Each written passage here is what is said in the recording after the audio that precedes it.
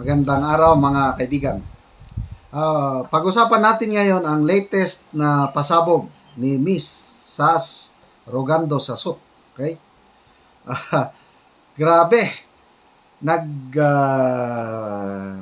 siya ng liquidation with resibo ng US Congress up to the last centavo. Ito po, isa-isahin ko mamaya. Basta nasa kanyang website. Website ba yun? Yung kanyang page. Facebook page. Bago lang, 5 hours ago, na-post niya ito. At sabi niya, ganito po ang liquidation sa US Congress. Available po ito in public every quarter sa website mismo ng US Congress. Ang kanyang pinapatamaan dito, una si ex-Senator Lacson na nagsasabi na yun daw concurrent resolution number 10 na inisponsoran niya noong 2011-2012 ay nag-uudyok sa Congress na mag-liquidate by resibo. Kailang, hindi, panluloko dahil certification lang. Tapos, ito, sampal kina Speaker Martin Romualdez, Senate President Miguel Zubiri. I don't know kung may mukha pa silang maiharap ngayon. Kung kaya ba nila, ito na yung panawagan ni Tatay Digong na magkaroon po tayo ng audit. COA. Kung ganito sana ang gagawin ng Senate and House of Representatives, resibo liquidated up to the last centavo. Okay, isa-isahin natin ha. May pitsa ito. 4/04/23. April 4, 2023. Taxi ride share. Okay, papunta doon. $84.99. Hindi na nakuan kung kaninong congressman ito. Kailang bawat congressman or senador, meron silang ganito. And then, April 5, 2023, ganun din, taxi. April 6, taxi. Ayun, ang mga amount is $75, $29.76. Next, airfare, commercial transport. So, magkano? This is April 13, 2023. This year lang, very recent. $602.40. Medyo mahal-mahal dahil airplane. Next, lodging. April 4, lodging. April 6, lodging. Dalawang lodging. So, ang bayad is $149.23 yung isang lodging. Sa isang pitsa, mas mahal. $454. Next, meals. Ilang meals ito? 1, 2, 3, 4, 5. 5 meals. Pizza, April 2, April 3, April 4, April 4, April 7. So, magkano? Yung meals nila. $42.35.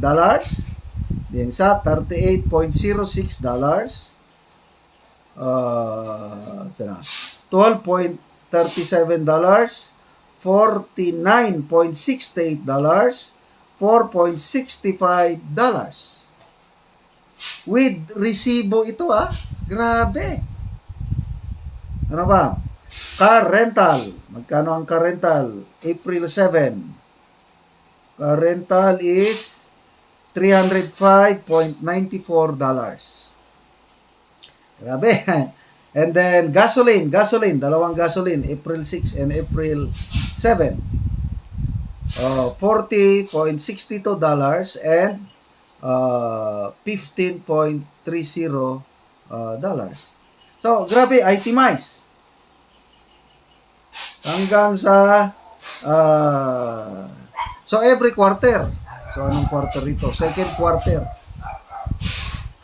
Paano na-download ni SAS? Kasi available sa website. Iganon mo lang, marunong mag-research. Kaya, nag-post siya ng ganito. So, tanong, sino kaya ang unang senador o unang congressman na magpakita ng kanyang itemized expenses with resibo kagaya nitong ginagawa ng US Congress? Ano sa tingin niyo mga kaibigan? Meron bang senador o congressman na ganito ang gagawin? Palagay ko hindi. Wala. Bakit? Kasi nandyan na. May kultura na, may sistema na. Bakit ka pa magpapakahirap na mag-submit ng list of itemized expenses with resibo na pwede naman certification lang? Andali. Certify mo lang, pirmahan mo. Yun na yun. Walang resibo. So, sana may magsimula dito sa Pilipinas. Sana may magiting na senador o congressman na manawagan na ipawalang bisa na ang Concurrent Resolution number 10. Kung gagawin ito ni Speaker Martin Romualdez, wow, papalakpak pa ko. Magbabago na ang tingin ko sa kanya kung siya ang mag-take the initiative na ipawalang bisa ang Concurrent Resolution number 10 para ma-stop ang legalized corruption. At simulan nila yung ganito, yung kung anong ginagawa ng US Congress, sana gawin din nila. Alam nyo po, ito, nung una kong punta sa US, nung 2005 and 2006, nag-schooling ako doon ng 9 months. Every weekend, may trip kami, yung klase namin, counter-terrorism course. Ako ang representative ng Philippine Army, other countries din, Asian countries, African countries, European countries, nagsama-sama kami doon. May tour kami every weekend. Kung minsan, mag-bus lang kami kung malalapit. Napapansin namin, mga kalsada nila, ang gaganda. Yung mga classmate ko na taga-Asia, Bangladesh, Sri Lanka, napapansin namin na, wow, the roads are very well-paved, concreted. Ang contest namin noon sa aking mga classmate na taga-Asian countries, paunahan kami makakita ng butas na kalsada or sira-sirang kalsada. Yan, habang nagabiyahe kami dyan, nakatingin kami. Ako, minsan, ilang beses na ako, 3 beses na akong nagpunta sa US. 4 na beses na pala. 2 beses sa Washington, D.C. Then, 2 beses sa Bremerton, Washington State. Wala po akong nakitang sira-sirang kalsada. Yung highways nila, of course, siguro kung mga feeder roads, yung mga nasa liblib na, baka meron. Kaya lang yung mga highways, yung nasa counties, yung mga sentro, ang gaganda ng kalsada. Kaya, mataas po ang taxes doon, automatic. Kaya lang, isip-isip ko, di baling magbayad ako mataas ng buwis, basta ganito ang serbisyo. Talagang nakakainggit ang serbisyo ng gobyerno nila sa US. Napapakinabangan ng taong bayan. Atin dito. Kumusta yung mga buwis natin?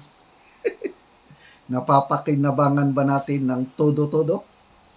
Or mas nauunang nakikinabang ang mga public servants na nakabarong, naka-Amerikana, nandyan sa palasyo, nandyan sa mga aircon na opisina ng Senado at batasang pambansa, na billion-billion ang kanilang extraordinary expenses na hindi na ina-audit ng COA, kundi certification. Excuse me. Certification na lang. By the way, kumakain pala ako ng lansonis, so. Bunga ito ng aming lansonis. Longkong. Ang tamis. Kain po tayo. So, salamat po, Miss Sas Sasot, sa inyong mga research, pagbubulgar, at ako naman, isip vlogger, tumutulong ako sa pag-expound para the more citizenry na ma-inform na ganito ang nangyari sa ating bansa, the more tayo mag-ingay, the more tayo kakalampag, at sana magising itong nasa gobyerno natin ngayon. No, wag na nilang pahirapan ang taong bayan. Sa totoo lang, hindi po mahirap ang Pilipinas. Mayaman na bansa tayo. We are a rich country with poor people. Anong dahilan? Mayaman tayo, kaya lang maraming pobre. Because of our politicians. Bulsa muna, bago sarili. Yon ang problema. Kaya sayang, nabudol-budol po tayo. Hintayin natin ang Inday Sara Duterte na uupo sa palasyo. To me, yan na ang pag-asa natin ng bayan babangon muli.